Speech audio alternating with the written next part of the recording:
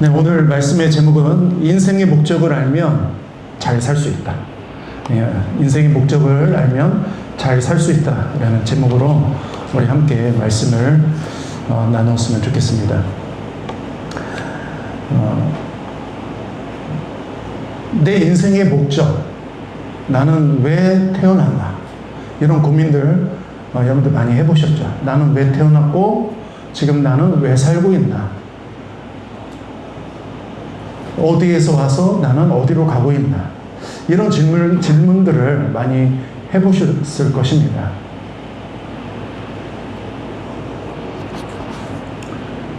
네, 많이 해보셨죠?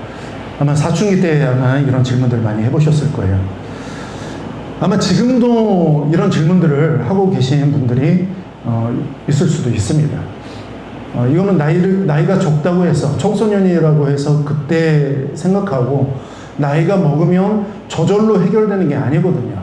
이 문제, 이 질문에 대한 해답을 찾아야 해결되는 겁니다. 이 질문에 대한 해답을 못 찾으면 우리 인생은 해결되지 않습니다.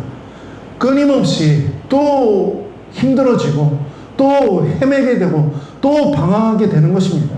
그래서 인생의 목적, 내가 어디에서 와서 어디로 가고 있나, 나는 왜 태어났나, 나는 왜 살고 있나, 이 중요한 이 인생의 문제는 정말 해결돼야 되는 거예요. 여러분들이 많이 읽어보셨던 책일 수 있는데요, 오스 기니스의 소명이라는 책에 보면 첫 장에 이런 사람 이야기가 나옵니다. 한 남자가 성공했다고 이야기해요. 돈을 정말 많이 벌었다고 이야기합니다. 뜻하지 않게 너무나 많은 돈을 벌었다고 이야기해요. 운이 좋았다고 이야기합니다. 그런데 이 사람 눈에서 눈물이 한 방울 떨어지더래요. 왜 돈을 그렇게 많이 버셨습니까? 왜 돈을 그렇게 많이 모았습니까? 물어봤더니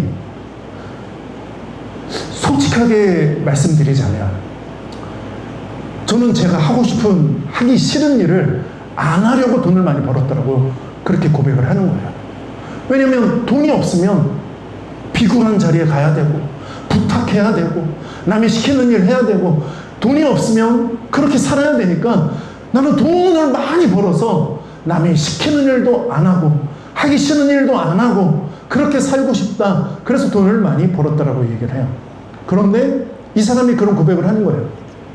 그런데 제가 하기 싫은 일을 지금은 안 할 수 있게 되었는데 그것이 다가 아닙니다. 제 인생의 목적을 좀 발견했으면 좋겠습니다. 그래서 제 인생의 목적을 발견하고 그 인생의 목적이 성취되는 것을 좀 보고 싶습니다. 왜냐면 지금 내가 아무런 의미와 목적도 없이 살아가고 있기 때문입니다 라고 그렇게 이야기했다는 거예요. 맞습니다. 돈을 많이 벌면 뭐합니까? 인생에 성공하면 뭐합니까? 뜻을 이루면 무엇합니까? 다 부질없는 짓이거든요. 다 부질없는 일이거든요. 금방 우리에게 허무함이 찾아오기 때문이죠. 그게 우리 인생의 목적이 아니기 때문이에요.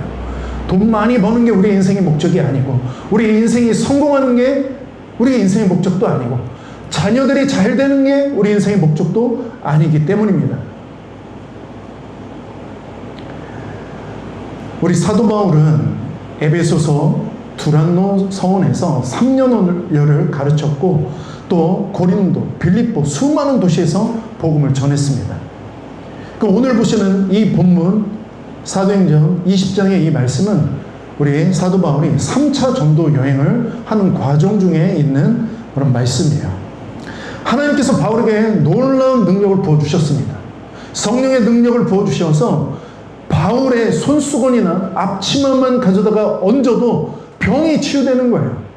그리고 더 놀라운 것은 악한 귀신들이 떠나는 겁니다.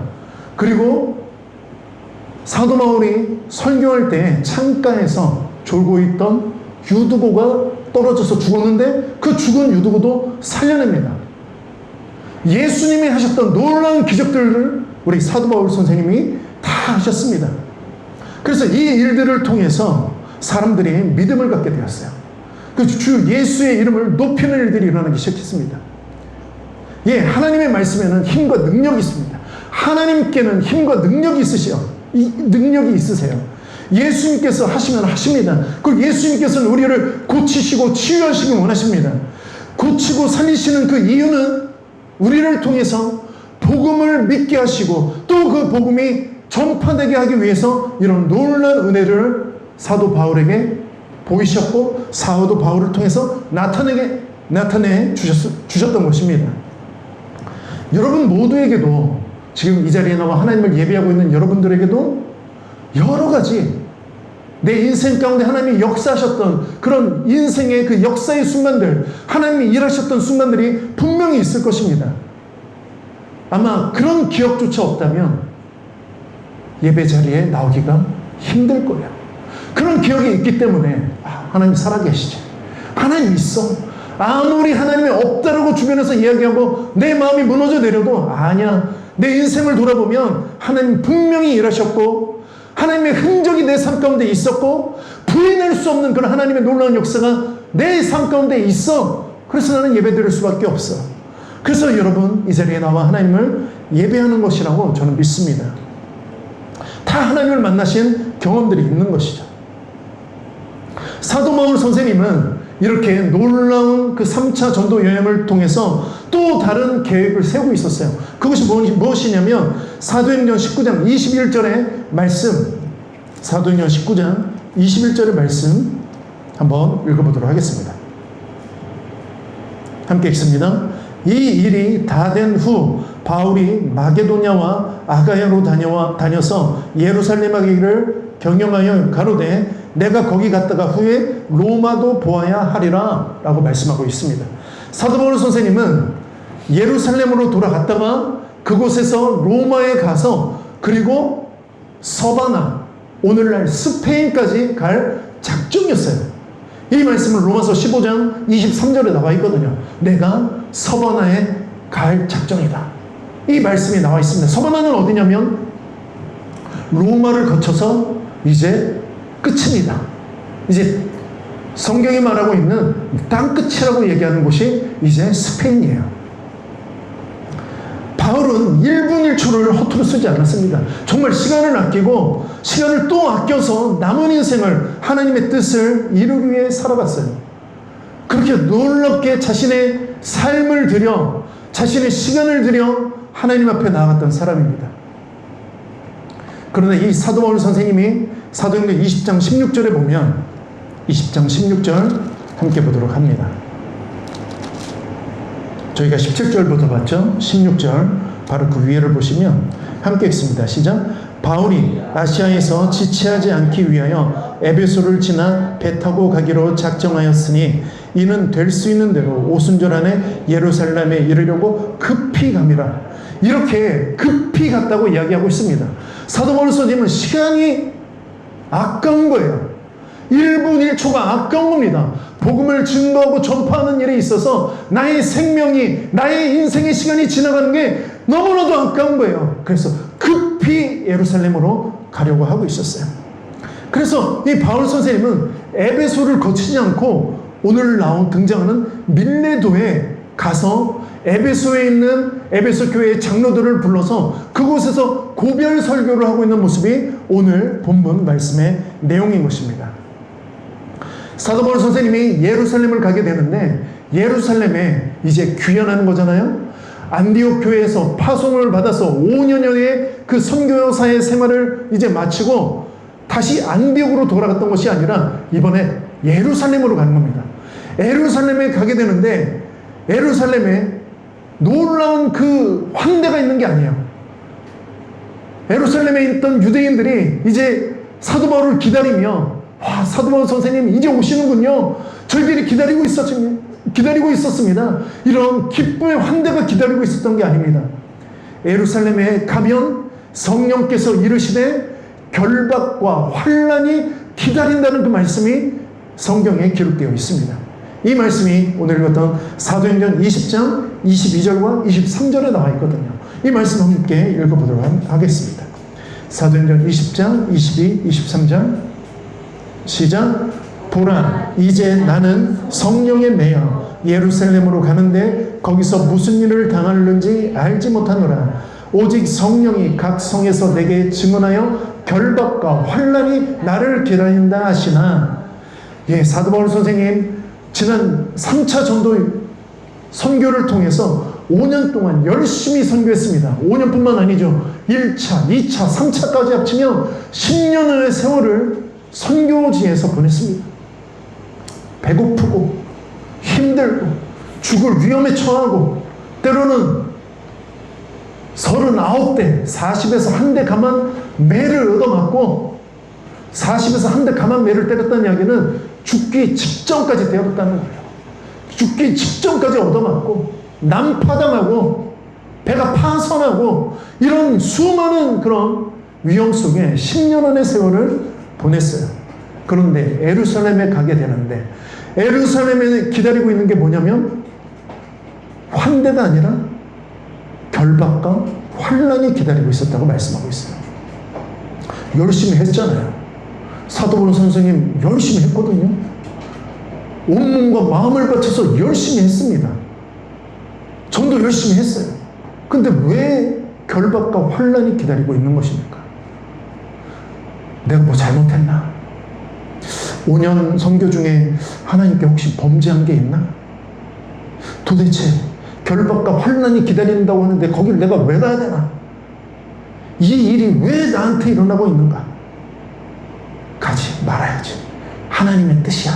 가지 말라고 알려주고 있는 거야. 결박과 환난이 기다린다잖아. 그러면 하나님 가지 말라는 뜻이지. 사도 바울 선생님이 이렇게 결정하고 안 될 수도 있는 거예요. 그런데 사도 바울 선생님은 그런 사실, 그런 사건이 기다리고 있다는 사실을 들었음에도 불구하고 사도 바울 선생님은 이것을 성령님이 나를 이끄셔서 나를 보내신다라고 말씀하고 있는 거예요. 여러분, 우리가 신앙생활하며 하나님 말씀대로 사는 가운데 언제나 좋은 일, 언제나 행복한 일, 언제나 기쁜 일만 벌어지는 게 아니에요. 때로는 환난이, 핍박이, 하기 싫은데 하라는 말씀이, 이런 말씀이 우리 가운데 있기도 하는 것입니다. 한 10여 년 전쯤에 저희들도 이런 경험을 했어요. 뭐냐면 물론 그 일이 일어나진 않았지만 여러분 다 마음을 졸이면서 어떡하지? 큰일 났다. 이런 고민들을 했을 것입니다. 뭐였냐면 거의 10여 년 전쯤에 한반도 전쟁 위기론. 들어보셨죠? 수많은 선지자들이 나타났어요. 오늘날 없던, 이제 선지자는 없거든요. 근데 유튜브에 보니까 뭐 이런 사람 저런 사람 수많은 사람들이 나와서 한반도에 전쟁이 일어난다는 거예요. 이제 다가올 심판을 대비하라는 거예요. 그걸 어떻게 대비할까요? 그래서 많은 사람들이 대비하라면서 뭐라고 얘기했냐면 거기에 이제 등장했던 그 유튜버의, 그래서 유튜버를 안 봐야 되는 거예요, 여러분. 아무거나 봐서는 안 되는 거예요. 그 유튜버가 뭐라고 얘기했냐면 도망가래요. 한국을 떠나야 된대요. 이제 마지막 기회라는 거예요. 저도 그거 들었거든요. 이거 어딜 가지? 가야 되나? 떠나면 어딜 가나? 근데 정말로 그 이야기를 듣고 뉴질랜드로 간 사람들이 있고요. 미국으로 도망간 사람들이 있고요. 정말 많은 사람들이 그렇게 해외로 빠져나간 사람들이 있었어요. 근데 저는 무슨 마음이 들었냐면, 야, 도망가라고 하나님이 그런 일들을 예언하시는 걸까? 한반도 전쟁 위기론을 말씀하시는 게, 그러면 이 마지막 순간에 만약에 전쟁이 일어난다면 이 나라 한국, 대한민국을 지켜야 할 사람들이 누가 이 나라를 지켜야 될까? 그래서 저는 물론 돈이 없어서 못 갔지만 그냥 내가 이 나라를 지켜야지. 마지막 순간에 만약 북한군이 내려오면 성경 전해주면서 예수 믿으시라요. 예수 믿으시라요. 당신들 몰라서 그러는 겁니다. 그렇게 전해야 될 사명이 우리에게 있는 게 아닐까라는 그런 생각을 하게 됐어요. 정말 감사하게 이 땅에 전쟁은 일어나지 않았습니다. 하나님의 은혜죠. 그러나 그렇게 얘기했던 사람들의 그런 메시지들이 정말 잘못된 말들이었거든요. 여러분, 힘들고 어려우면 무조건 도망가는 게 능사는 아닌 거예요. 때로는 도망가라고 말씀하시기도 하세요, 하나님. 무슨 그래, 목사님이 도망가면 안 난다고 그랬어. 그래, 어렵고 힘들어도 환난과 고난이 찾아와도 가는 거라고 얘기했어. 그래서 무작정 기다리는 게 아니라 정말 하나님이 말씀하시면 때로는 도망가기도 해야 되고요. 때로는 이게 정말 하나님의 음성이고 하나님의 말씀이라면 가는 거예요. 고난의 자리에 가는 거죠. 그래서 분별이 필요한 겁니다. 그래서 우리가 분별함이 필요해요. 영적인 분별력이 있어요. 이게 언제 가라는 거고 언제 오라는 건지 우리가 그걸 알아야 하나님 뜻대로 온전하게 살 수 있는 것이거든요. 하나님의 마음으로 사건을 바라보지 못하면 우리는 엉뚱한 일을, 엉뚱한 선택을 하게 되는 거예요. 하나님의 의도와 전혀 다른 선택을 하게 됩니다. 하나님의 눈으로 바라봐야 돼요. 왜 지금 이 일이 일어나고 있는지, 그리고 나를 통해서, 이 일을 통해서 하나님은 무엇을 하기를 원하시는지 하나님 우리에게 말씀하신다는 것이죠. 사건, 사고, 질병, 환난, 우리 인생에 없을 수가 없습니다. 물론 없었으면 좋겠죠. 그런 일들이 안 일어났으면 좋겠습니다. 그러나 더 중요한 게 있어요. 그런 일들이 안 일어나는 것보다 더 중요한 것은 인생의 어려운 순간 앞에 우리가 어떻게 반응하냐 하는 거예요. 어떤 마음으로 하나님의 시선과 눈으로 반응하냐 하는 거예요. 우리 시선이 하나님을 바라보면 아무리 힘들고 어렵고 환난과 또 고통이 찾아와도 그 길을 따라가는 겁니다. 그곳으로 가라고 말씀하시면 가는 겁니다. 뭔가 다른 하나님의 계획이 있겠지. 나를 그곳에 보내시는 하나님의 뜻이 있겠지. 나는 몰라. 나는 정말 알지 못하지만 무슨 일이 그곳에서 있을지 모르지만 성령이 이끄시기에 나는 간다. 이런 마음이 우리에게 있어야 되는 것입니다. 사랑하는 여러분, 하나님은 엄청난 계획이 있으세요. 하나님은 꿈과 소망이 있으신 분이에요. 하나님의 계획과 꿈과 소망은 우리 한 사람 한 사람을 통해서 이루고 싶어 하시는 꿈과 소망과 계획인 거예요. 계획이 있다는 것은 뭔가 하고 싶다는 거잖아요. 하나님은 우리 한 사람 한 사람을 통해서 하고 싶은 일이 있는 거예요. 이루고 싶은 뜻이 있는 거예요. 그리고 그 뜻은 무엇일까요? 이 땅에 하나님의 나라가 이루어지는 거예요. 우리의 삶을 통해서 하나님의 나라가 이루어지는 거예요. 하나님의 나라가 이루어지려면 복음이 이 땅 가운데 전파되어져야 하는 것이거든요. 그러면 이 땅이 천국이 되는 거예요. 나의 삶이 천국이 되는 거예요. 복음이 전파되어지는 곳에 하나님의 나라가 임하게 되고 하나님의 나라라는 것은 천국이 임하는 거죠. 그래서 우리 가운데 기쁨과 소망이 넘쳐나는 겁니다. 그래서 하나님은 계획하세요. 하나님의 뜻을 이루어가기를 원하시는 것입니다. 물론 하나님이 그냥 일방적으로 그냥 하나님의 능력을 100% 발휘하셔서 그냥 하나님이 하실 수도 있는 거예요. 성경에 나와 있는 것처럼 돌들이 말하게 해도 돼요.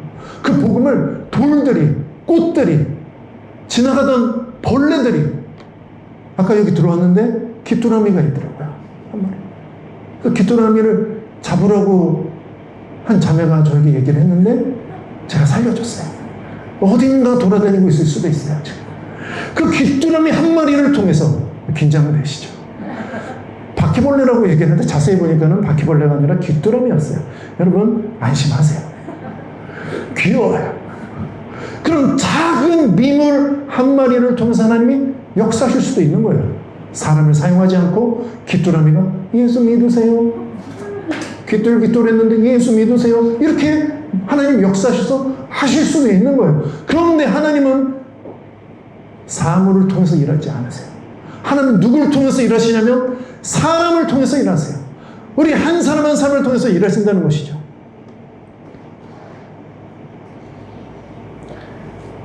그럼 하나님은 어떤 사람을 통해서 일하실까요? 너무나 간단해요.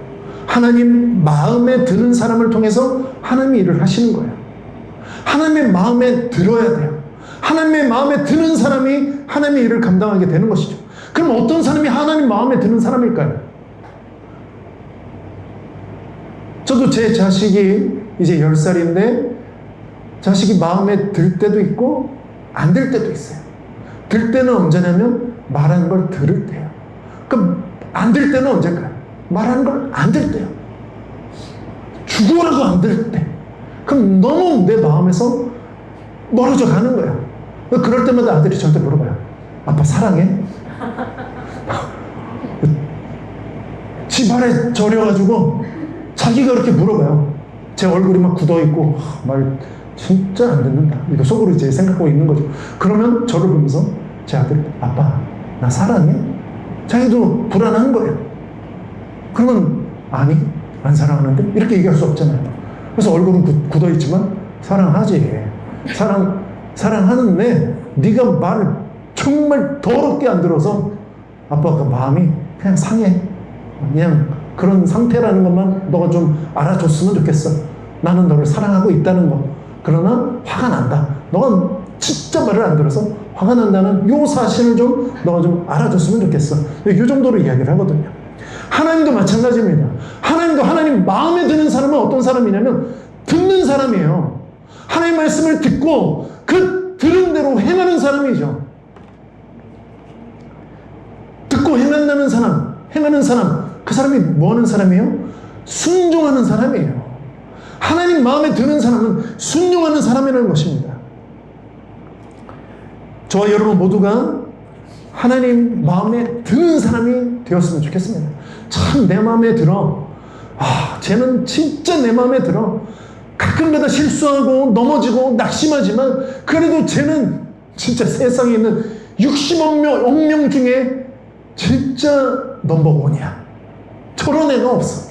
이런 하나님 마음에 드는 사람이 되었으면 좋겠습니다. 그런데 하나님 말씀이 들리려면 무엇이 돼야 되냐면 하나님 말씀을 들으려고 해야 돼요. 그러면 들리는 거잖아요. 제 아들을 가만히 보니까 뭘 얘기했을 때 안 들어요. 그래서 제 말을 안 듣는 거예요. 딴짓해요. 이래요. 뭐라고? 자 그만. 오라 그만해. 안 듣는 거죠. 오늘날 우리가 그런다는 거예요. 하나님 말씀하시면 아니야 저거 나한테 하시는 말씀 아니야. 이러고 있는 거예요. 정말 어처구니 없는 모습을 다 큰 어른들이 하나님 앞에 그러고 있는다는 것이죠. 하나님 말씀을 들어야 돼요. 들으려 해야 돼요. 뭐라고 말씀하시지? 오늘 하나님 뭐라고 말씀하시지? 내일은 또 뭐라고 말씀하실까? 하나님 나에게 뭐라고 말씀하실지 이런 사모함이 우리 안에 있어야 된다는 것이죠. 그래야 결정을 할 수 있어요. 듣고. 그리고 하나님 말씀대로 살아갈 수가 있습니다. 따라갈 수가 있어요. 그렇게 되어질 때 하나님의 기쁨의 삶을 우리가 살아갈 수 있게 된다는 것입니다. 하나님은 그 사람을 통해서 일을 하시는 거예요. 사도 바울이 그런 사람이었어요. 여러분 아닐 것 같죠? 사도 바울처럼 완악하고 그렇게 고집세고 아집으로 똘똘 뭉쳐있고 자아가 강한 그런 인간이 어떻게 하나님 말씀을 듣냐? 안 들을 것 같잖아요. 그런데 사도 바울의 모습을 보면 듣는 사람이었어요. 그냥 한 방에 듣는 사람이었어요. 사도행전 9장에 보면 바울은 다메섹으로 예수 믿는 사람들을 잡으러 가고 있었습니다. 그런데 하늘에서 호련의 빛이 비추면서 사울아 사울아 네가 어찌하여 나를 박해하느냐라고 말씀해요. 그리고 그 사도 바울의 눈이 3일 동안 비늘이 덮여서 앞이 보이지 않게 됩니다. 이런 경험하면 누구나 하나님께 마음을 열 것이라고 생각해요. 나도 그런 기적을 경험하면 나도 사도 바울처럼 그런 능력의 종으로 그런 믿음의 종으로 살아갈 수 있을 거라고 생각합니다. 내가 하나님 뜻대로 못 사는 이유는 사울과 같은 기적을 경험하지 못해서라고 생각하시는 분들도 있어요. 정말 그럴까요? 사도 바울이 그런 경험을 했지만 갑자기 하늘에서 소리가 들려서 사울아 사울아 왜 나를 박해하느냐 말씀을 해도 안 들을 사람은 안 듣습니다. 저 무슨 소리야? 바람 소리 아니야? 눈이 멀어요? 병원 가면 되지. 헛걸 들었어? 아니야. 마음이 완악해져서 안 듣는 사람도 있다는 거예요. 성경에 보면 그런 사람들이 있잖아요. 대표적으로 사울왕 있잖아요.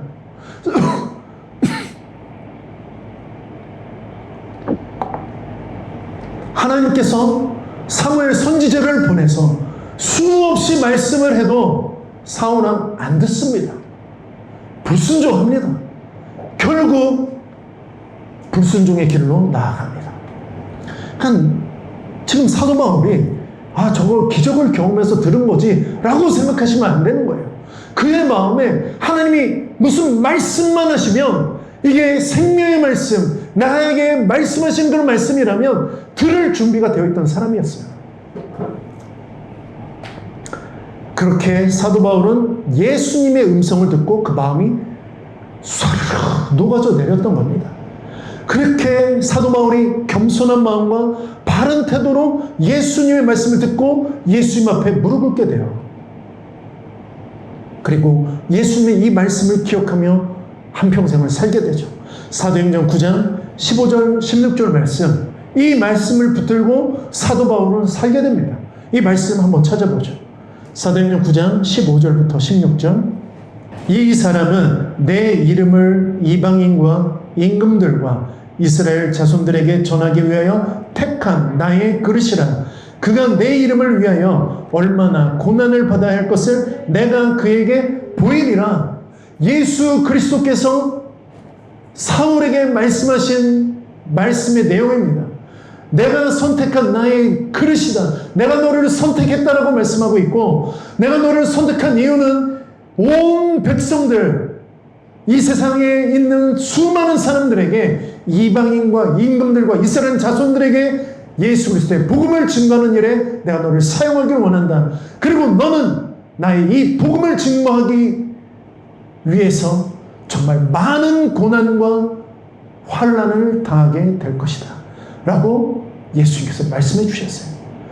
사도 바울의 그 인생의 목적, 의미, 하나님께서 사도 바울에게 말씀해 주셨던 것이죠.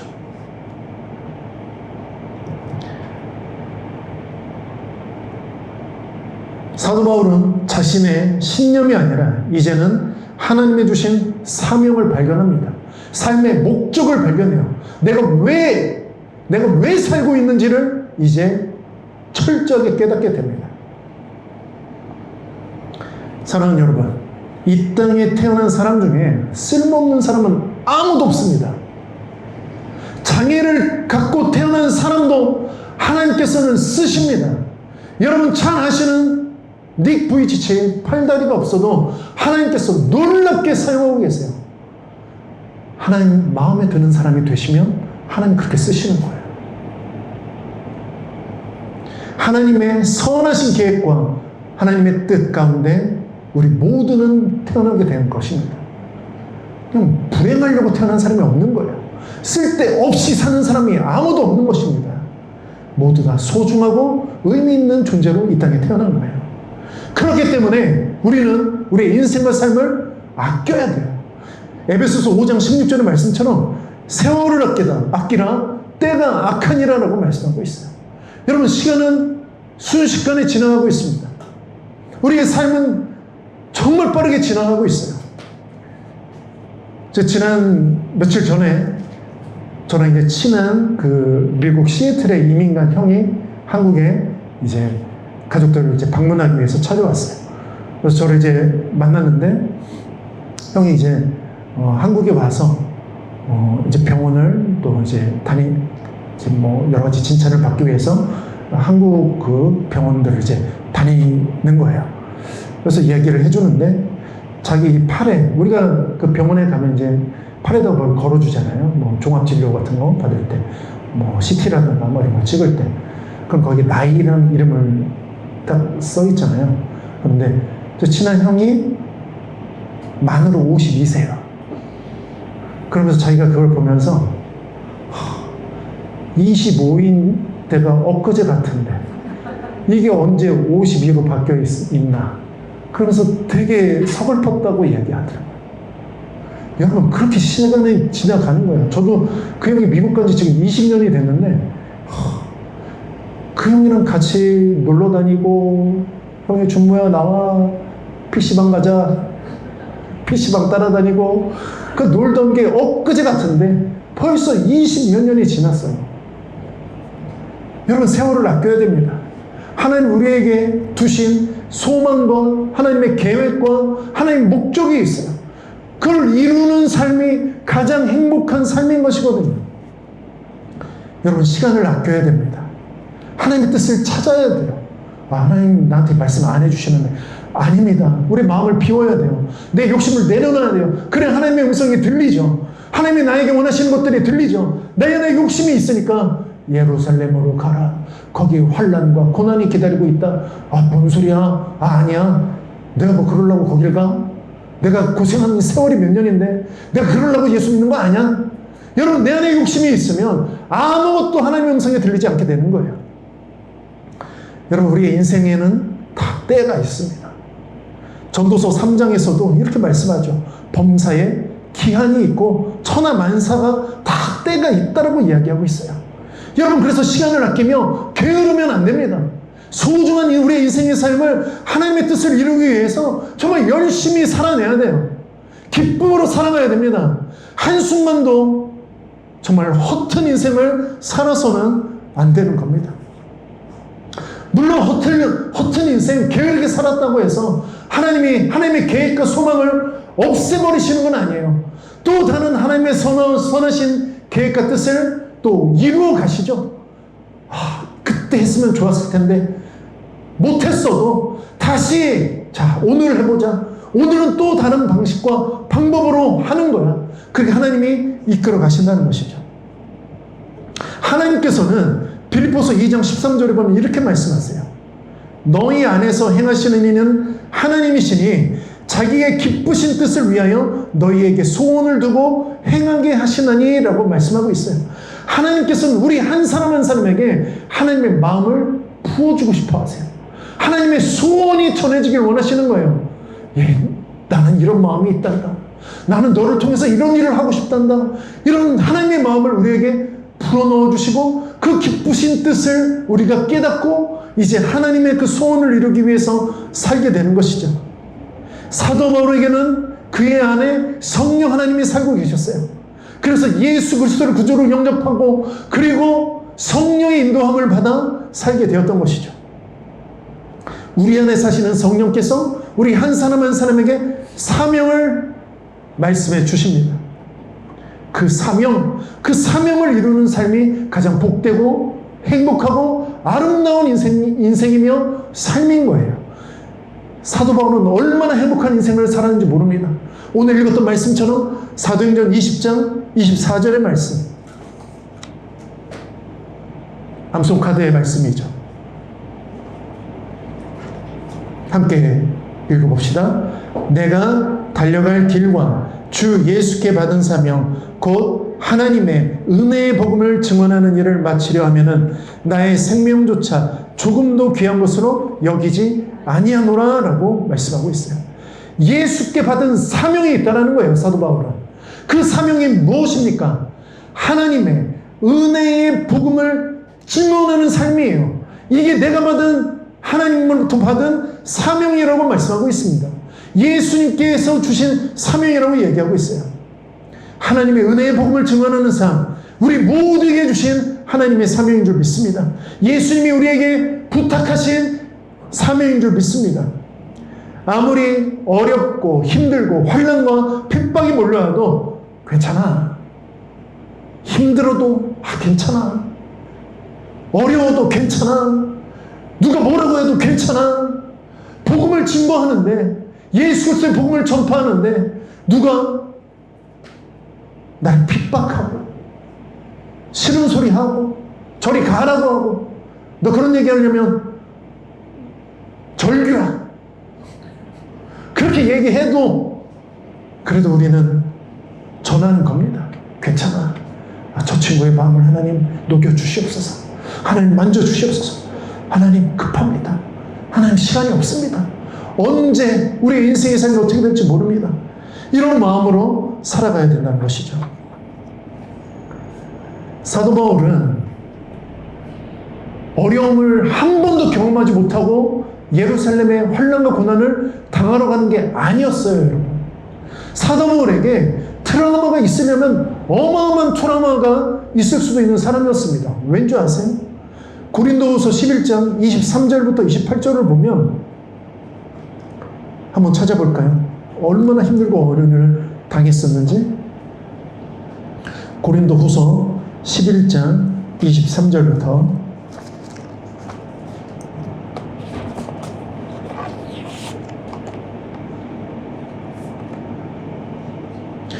자, 고린도후서 함께 읽습니다. 23절부터 28절 시작. 그들이 그리스도의 일꾼이냐 정신없는 말을 하거니와 나는 더욱 그러하도다. 내가 수고를 넘치도록 하고 옥에 갇히기도 더 많이 하고 매도 수없이 맞고 여러 번 죽을 뻔하였으니 유대인들에게 40에서 하나 감한매를 5번 맞았으며 3번 태정으로 맞고 1번 돌로 맞고 3번 파선하고 일주일을 깊은 바다에서 지냈으며 여러 번 여행하면서 강의 위험과 강도의 위험과 동족의 위험과 이방인의 위험과 시내의 위험과 광야의 위험과 바다의 위험과 거짓 형제 중의 위험을 당하고 또 수고하며 애쓰고 여러 번 자지 못하고 줄이며 목마르고 여러 번 굶고 춥고 헐벗었노라. 이 외에 일은 고사하고 아직도 날마다 내 속에 눌리는 일이 있으니 곧 모든 교회를 위하여 염려하는 것이라. 사랑하는 여러분, 사도 바울이 좋은 일만 경험하다가 예루살렘을 가는 게 아니었어요. 사도 바울은 이미 정말 이 고통스러운 그런 여러 가지 그런 환난 속에 그의 인생의 삶을 살고 있었습니다. 그의 선교가, 그 10년의 그의 선교가 편할 날이 단 하루도 없었던 삶을 사도 바울은 살고 있었어요. 그리고 그것뿐만 아니라 나는 날마다 내 마음이 침눈을 흘린다고 얘기하고 있어요. 왜냐하면 내가 세워놨던 그런 교회들이 들려오는 소식들을 들으면 이런 게 어려워요. 교회 안에 또 누가 와서 이상한 이야기를 해요. 교회 안에 다툼이 일어나요. 교회가 갈라지게 생겼어요. 교회가 없어지게 생겼어요. 우리 안에 불평과 불만이 너무나도 많아져요. 미움과 다툼이 너무나도 많아. 이런 이야기를 들으며 사도 바울은 너무 마음이 아팠어요. 그 교회에 대한 염려로 그의 마음이 짓눌렸다라고 이야기하고 있습니다. 그런데 사도 바울은 이런 환난과 고난을 통해서 내가 경험한 이 환난과 고난이 무익한 일이 아니었다. 참 유익한 일이었다라고 고백을 하고 있어요. 그 말씀이 고린도후서 1장 8절 9절에 나와 있어요. 1장 8절 9절 함께 읽어볼까요? 고린도후서 1장 8절 9절 네, 함께 읽습니다. 시작. 형제들아, 우리가 아시아에서 당한 환난을 너희가 모르기를 원하지 아니하노니 힘에 겹도록 심한 고난을 당하며 살 소망까지 끊어지고 우리는 우리 자신이 사형 선고를 받은 줄 알았으니 이는 우리로 자기를 의지하지 말고 오직 죽은 자를 다시 살리시는 하나님만 의지하게 하심이라. 사랑하는 여러분, 여러분이 당하는 환난과 고난 왜 겪는 줄 아세요?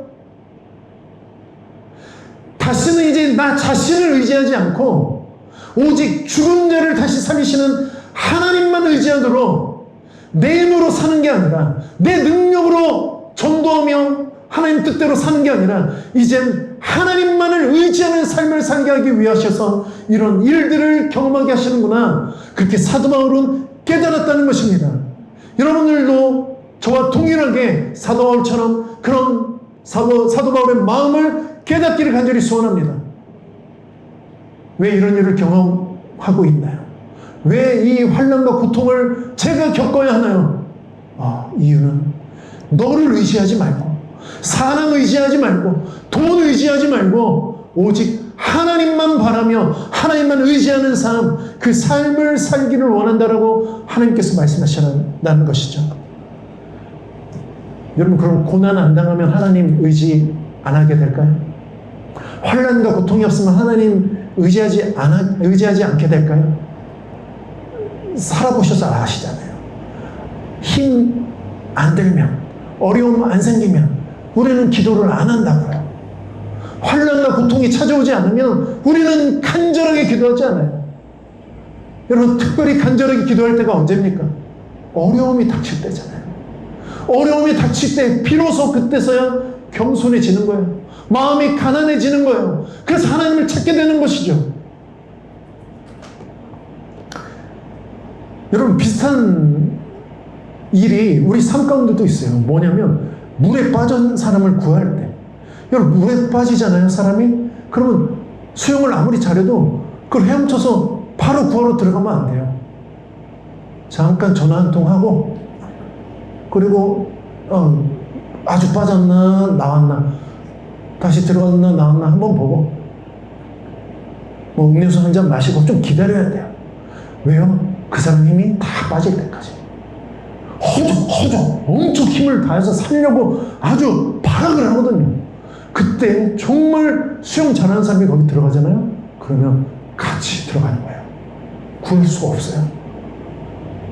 구하러 들어간 사람도 물 몇 번 마시잖아요. 그러면 호흡 곤란이 와서 그럼 그 사람도 당황해서 그냥 같이 물에 빠져서 익사하게 되는 거예요. 힘이 빠질 때까지 기다리는 거죠. 그래야 구해낼 수 있는 거예요.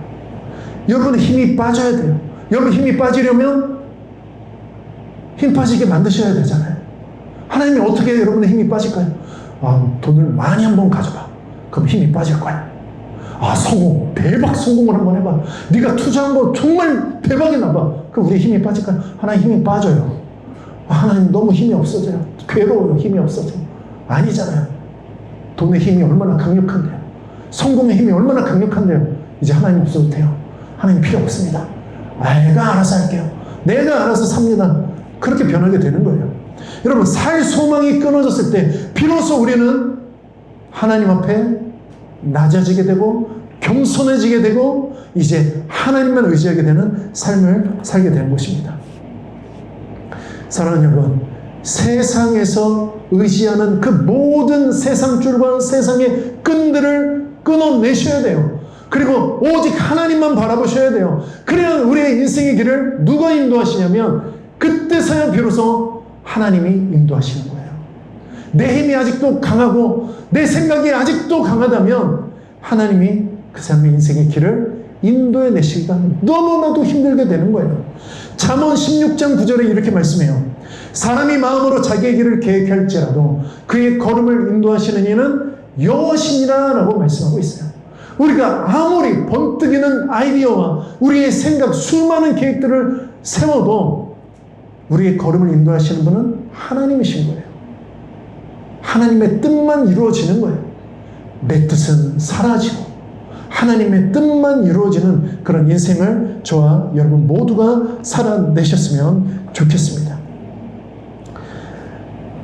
이렇게 사도 바울은 행복한 인생을 살게 돼요. 아니, 예루살렘에서 그 환난을 당하고 사도 바울은 이제 3차 선교가 예루살렘에서 끝나게 돼요. 그리고 예루살렘에서 이제 어디로 가게 되냐면 이탈리아 로마로 압송되게 됩니다. 그리고 로마에서 죽게 돼요.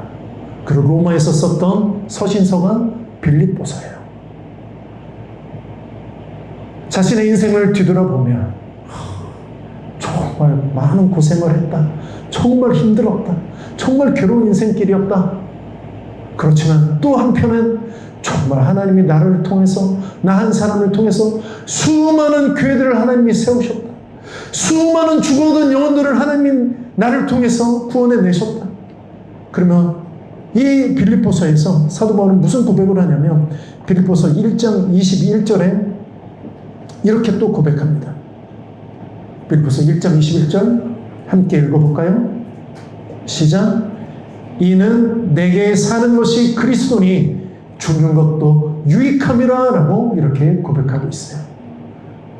사랑하는 여러분, 사도 바울은 살아도 주를 위해서 살고 죽어도 주를 위해서 사는 그런 놀라운 그런 사명의 삶을 살고 있었던 것입니다. 사도 바울은 왜 그런 삶을 살 수 있었을까요? 사도 바울은 예수 그리스도의 사랑을 경험했기 때문이에요.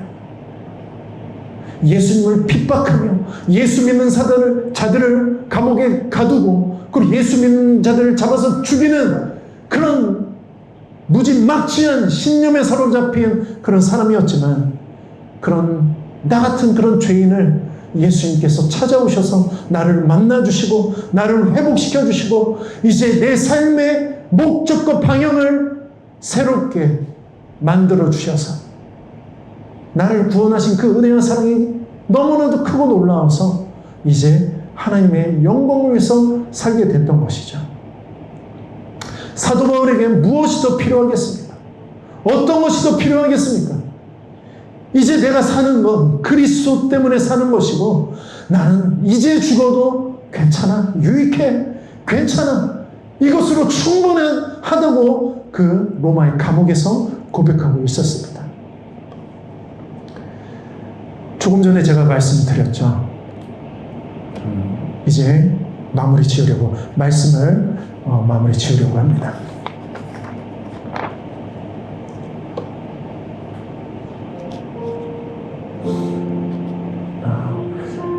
그 미국에서 온 그 교회 형, 저보다 5살이 많은데, 물론 아까 만으로 얘기해서 52세고, 저보다 5살 많으니까 54세인 거예요.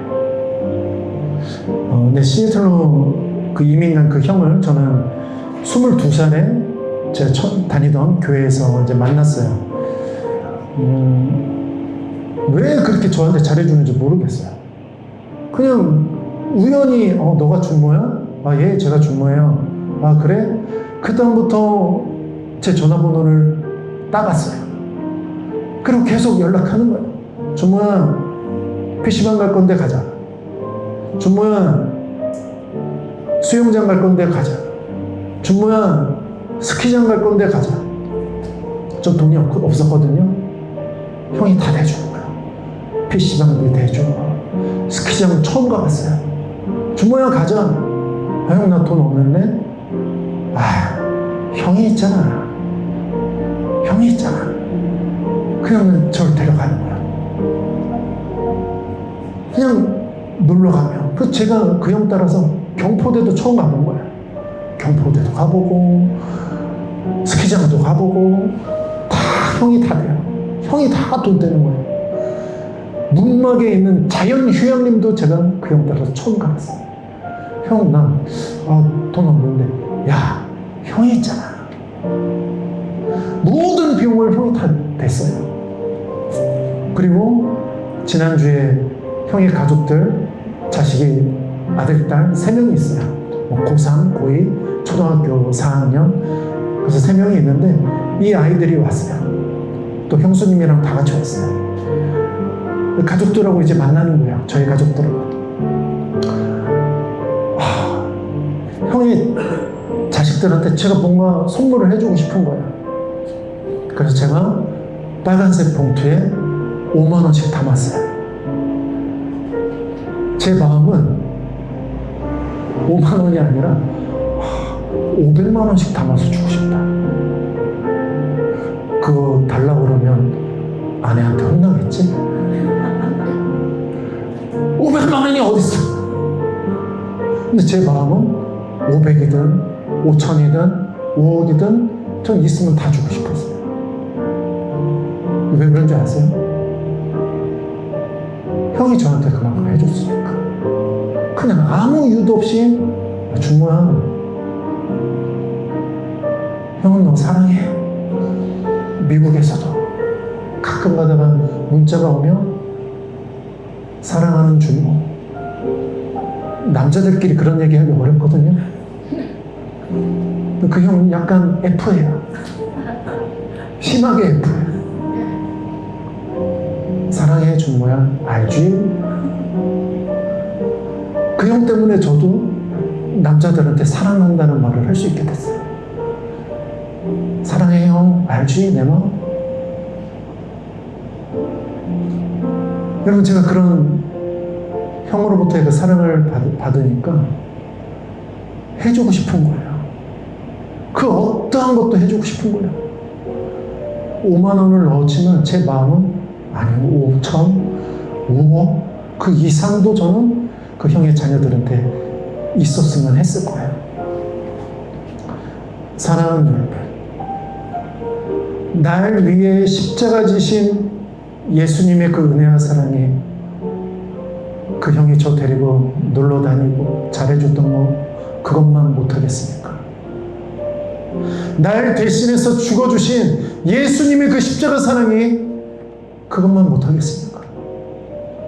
날 위해서 예수님이 죽어주셨는데 하나님이 하나밖에 없는 독생자 예수 그리스도를 나 때문에 보내주셨는데 그거 조금 힘들다, 좀 어렵다, 조금 괴롭다, 버티지 못하겠습니까?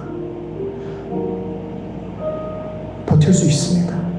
감당해낼 수 있습니다. 그 사랑만 여러분 모두에게 전해진다면, 하나님의 은혜가 느껴지기만 한다면, 내가 받은 게 많지, 나에게 주신 하나님의 은혜가 많지, 지금까지 지내온 건 주님 주신 은혜였지, 이것만 깨달아진다면, 이것만 느낄 수 있다면 하나님이 날 어디로 이끄시든지 그것이 아골골짝 핀들이라도 주님 말씀하시면 우리는 갈 수 있게 되는 것입니다. 여러분, 그 하나님의 은혜와 사랑을 경험하고 체험한다면, 하나님과 동행하며 산다면 여러분의 인생은 바뀌어지는 거예요. 하나님과 함께하는 게 짐이고 두려움이고 사명, 무슨 사명이야, 그게 아니에요. 좋아서 하게 되는 거예요. 오늘은 내가 어떻게 하나님을 위해서 이런 일을 할 수 있을까? 더 큰 일은 뭘 할 수 있을까? 하나님 원하시는 건 무엇일까?